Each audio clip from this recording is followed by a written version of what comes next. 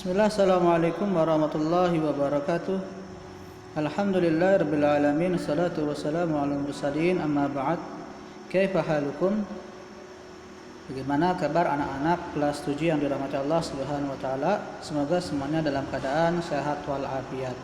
Anak-anak kelas 7, Ustadz mengingatkan, jangan lupa untuk anak-anak selama di rumah tetap menjaga protokol kesehatan dan senantiasa berdoa kepada Allah Subhanahu wa taala agar wabah Covid-19 segera diangkat oleh Allah Subhanahu wa taala. Anak-anak yang dirahmati Allah, alhamdulillah hari ini kita masuk ke bab berikutnya. Kalau kemarin kita sudah belajar tentang pengukuran, maka kali ini kita masuk bab selanjutnya, yaitu tentang klasifikasi makhluk hidup. Pada bagian pertama dari klasifikasi makhluk hidup ini, kita akan mempelajari tentang ciri-ciri makhluk hidup. Sebagaimana telah kita ketahui bersama, di antara ciri-ciri makhluk hidup itu ada bergerak, bernafas, mengalami pertumbuhan, berkembang biak, makan dan minum peka terhadap rangsang, ekskresi, dan mengalami osmoregulasi atau metabolisme. Untuk lebih jelasnya, yuk kita pelajari langsung saja materi kita pada hari ini. Bahwa makhluk hidup memiliki ciri-ciri. Yang pertama adalah bergerak. Dan ini salah satu mungkin ada kesamaan dengan benda tak hidup. Ada benda yang bergerak, ada makhluk hidup juga bergerak. Apa itu bergerak? Bergerak merupakan perubahan posisi baik sebagian atau seluruh tubuh. Contoh gerak sebagian tubuh adalah gerak mata, gerakan telinga, gerakan jari jemari. Kemudian gerakan seluruh tubuh misalnya adalah berjalan, berlari, berenang. Dan tumbuhan pun hanya bisa melakukan gerak sebagian tubuh. Misalnya gerak menutupnya daun putri malu bila disentuh, gerak ujung batang menuju sinar matahari. Pada benda-benda tak hidup tertentu juga memiliki sifat ini, yaitu sifat bergerak. Misalnya adalah kendaraan kita, motor, mobil, sepeda. Tetapi yang membedakannya adalah sifat-sifat atau ciri-ciri lainnya. Contohnya yang pertama ini ada kijang, di mana kijang merupakan makhluk hidup yang memiliki ciri bergerak. Di mana kita ketahui bersama, kijang memiliki kecepatan lari yang sangat tinggi. Kemudian bisa kita perhatikan di sini, bagaimanapun kita meletakkan sebuah tanaman, maka tanaman itu akan bergerak menuju ke arah cahaya matahari. Ciri kedua adalah bernafas. Bernafas adalah proses pengambilan oksigen yang digunakan untuk mengoksidasi makanan, menghasilkan tenaga atau energi. Proses oksidasi makanan ini menghasilkan zat sisa berupa karbon dioksida dan uap air. Alat pernapasan misalnya di sini adalah paru-paru pada manusia dan juga mamalia, insang pada ikan, kulit pada cacing, stomata, lentisel dan bulu-bulu akar pada tanaman.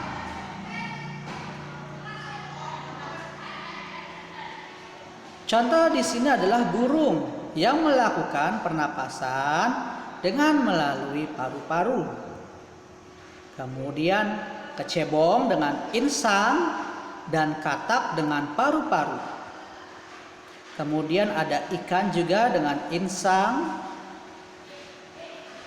dan tanaman dengan menggunakan stomata, lentisel dan juga bulu-bulu akar. Ciri yang ketiga adalah memerlukan makanan. Makhluk hidup memerlukan makanan untuk memperoleh tenaga, proses pertumbuhan, dan mempertahankan hidup. Tumbuhan dapat membuat makanan sendiri melalui proses fotosintesis. Manusia dan hewan tidak bisa membuat makanan sendiri, bergantung pada makhluk hidup lainnya. Misalnya manusia makan sayuran, makan juga dari dagingan, dan juga hasil dari baik tanaman maupun hasil dari hewan. Begitu juga dengan hewan, ada yang memerlukan makanan dari tumbuh-tumbuhan dan juga ada yang makan hewan lainnya. Contohnya di sini tanaman melakukan proses fotosintesis, di mana tanaman dengan bantuan cahaya matahari dan juga karbon dioksida menghasilkan glukosa dan oksigen. Kemudian ada hewan, di sini ada sapi yang sedang memakan rumput-rumputan. Ciri yang keempat adalah tumbuh dan berkembang. Pertambahan tinggi atau panjang organ tubuh atau tubuh manusia, hewan atau tumbuhan merupakan proses tumbuh. Adapun proses menuju kedewasaan pada manusia merupakan proses berkembang. Proses berkembang pada hewan, misal kucing atau anjing yang semakin pintar. Proses berkembang pada tumbuhan misalnya adalah munculnya bunga, buah, atau biji. Bisa kita perhatikan di sini, ujung tunas yang memanjang merupakan contoh proses pertumbuhan, sedangkan terbentuknya buah pada gambar ini merupakan contoh dari perkembangan. Dan kita bisa lihat di sini,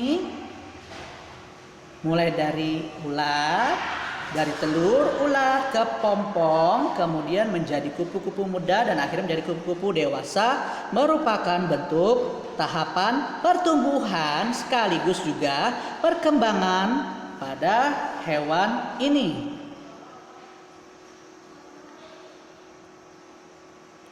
Kemudian pada ayam merupakan proses pertumbuhan mulai dari telur, kemudian anak ayam hingga menjadi induk ayam. Selanjutnya, ciri yang kelima yaitu peka terhadap rangsang. Merupakan kemampuan makhluk hidup untuk memberikan tanggapan terhadap rangsang yang mengenainya. Misalnya pada tumbuhan putri malu akan menguncup daunnya bila terkena sentuhan. Ini berarti adanya rangsang sentuhan, terjadi tanggapan daun menguncup. Pada manusia, ketika mencium bau yang menyengat, akan segera menutup hidung.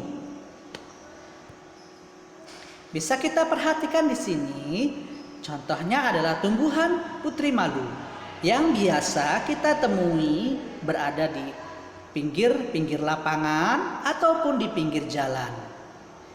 Yang bila kita sentuh daunnya, maka daun tersebut akan segera menguncup. Ciri yang keenam, menyesuaikan diri terhadap lingkungan atau kita sebut sebagai adaptasi. Menyesuaikan diri terhadap lingkungan adalah merupakan upaya mempertahankan diri dari segenap perubahan lingkungan. Contohnya di sini adalah tanaman jati yang menggugurkan daun pada saat musim panas, di mana untuk mengurangi terjadinya penguapan pada tanaman, maka tanaman jati menggugurkan daunnya sehingga proses penguapan yang terjadi pada tanaman akan semakin lebih sedikit dibandingkan jika masih memiliki daun. Dan ciri yang ketujuh adalah berkembang biak. Makhluk hidup berkembang biak untuk melestarikan jenisnya agar tidak punah secara kawin atau generatif ataupun juga secara tak kawin atau vegetatif. Apa itu secara kawin? Yaitu perkembangbiakan melalui pertemuan antara sel telur dengan sel sperma. Dan secara tak kawin yaitu perkembangbiakan menggunakan bagian tubuh. Bisa kita perhatikan di sini contohnya adalah pohon pepaya yang berkembang biak dengan biji, kemudian ada ayam berkembang biak dengan telur, kemudian ada tanaman melati yang berkembang biak dengan stek batang, dan pisang yang berkembang biak dengan tunas. Pada gambar 7 dan 8 merupakan contoh berkembang biak secara generatif. Sedangkan gambar 9 dan 10 merupakan contoh perkembangbiakan secara vegetatif. Yang ke-8 yaitu melakukan pengeluaran sisa atau ekskresi. Ekskresi adalah sistem pengeluaran sisa metabolisme tubuh yang bila tidak dikeluarkan akan membahayakan tubuh. Contoh ekskresi manusia dan hewan bernafas mengeluarkan gas karbon dioksida, kemudian kulit mengeluarkan keringat, kemudian mengeluarkan urin, dan juga mengeluarkan cairan empedu dalam bentuk bilirubin.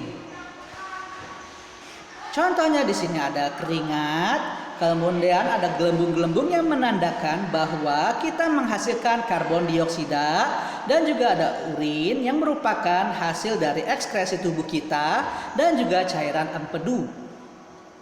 Dan yang terakhir pada ciri-ciri makhluk hidup yaitu memiliki regulasi tubuh. Regulasi adalah sistem pengaturan proses metabolisme dalam tubuh yang diatur oleh syaraf dan hormon. Sebagai contoh, untuk mengatur kelebihan glukosa dalam darah diatur oleh hormon insulin. Kelebihan glukosa dalam darah diubah oleh insulin menjadi glikogen. Jika tubuh memerlukan glukosa untuk memperoleh tenaga, maka glikogen ini akan diubah lagi menjadi glukosa. Nah, demikian ciri-ciri makhluk hidup. Ada 9. Bisa kita ulangi. Yang pertama adalah bergerak.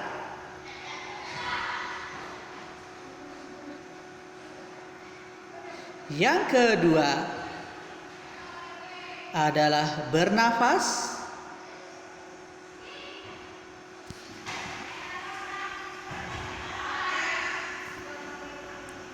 Yang ketiga adalah memerlukan makanan. Yang keempat, tumbuh dan berkembang. Kelima, peka terhadap rangsang. Keenam, menyesuaikan diri terhadap lingkungan. 7, berkembang biak. 8, ekskresi atau melakukan pengeluaran sisa. Dan terakhir, memiliki regulasi tubuh. Setiap makhluk hidup pasti memiliki ciri-ciri ini. Adapun benda tak hidup meskipun memiliki ciri-ciri yang sama tapi tidak semuanya. Misalnya mobil. Mungkin mobil memiliki ciri-ciri bergerak, ekskresi di mana mobil mengeluarkan asap pembakaran dalam bentuk karbon dioksida dan juga memerlukan makanan dengan bensin. Tetapi mobil tidak dapat berkembang biak. Itu menunjukkan bahwa mobil bukanlah termasuk ke dalam makhluk hidup, sehingga kita sebut sebagai benda tak hidup. Nah, mudah-mudahan anak-anak sekalian bisa memahami perbedaan antara makhluk hidup dan benda tak hidup berdasarkan ciri-ciri makhluk hidup yang tadi kita sudah sebutkan. Setelah ini silakan kerjakan tugasnya. Mudah-mudahan anak-anak bisa membedakan mana makhluk hidup dan mana benda tak hidup berdasarkan ciri-ciri tadi. Terima kasih sudah menyimak video sampai akhir. Subhanakallahumma bihamdik asyhadu an la ilaha illa anta astaghfiruka wa atubu ilaik. Assalamualaikum warahmatullahi wabarakatuh.